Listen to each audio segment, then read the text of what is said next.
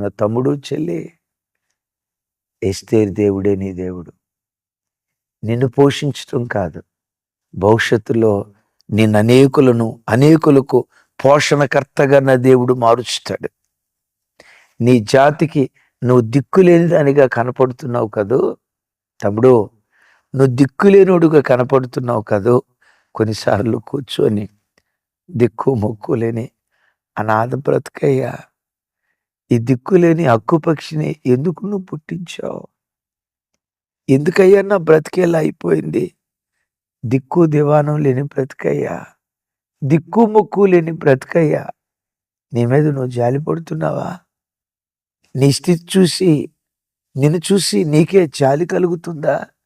తమ్ముడు చెల్లి, ఈరోజు దిక్కులేని దానిగా కనపడుతున్నావు కదా, నా చేతులెత్తి నేను దీవిస్తున్నా.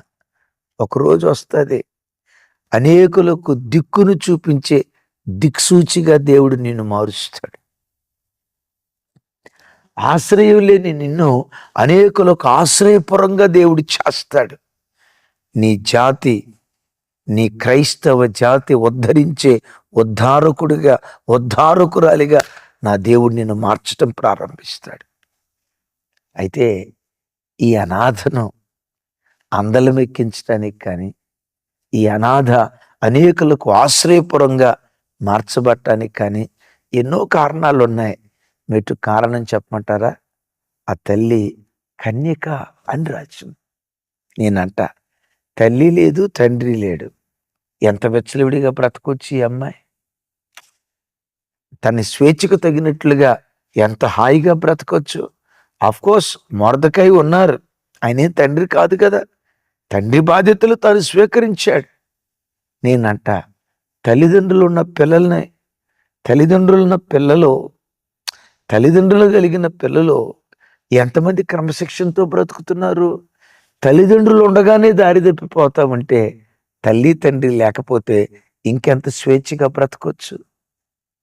ఎవ్వరూ లేకపోయినా, నన్ను క్వశ్చన్ చేసే నాన్న లేకపోయినా, అమ్మ లేకపోయినా, నేను దేవునికి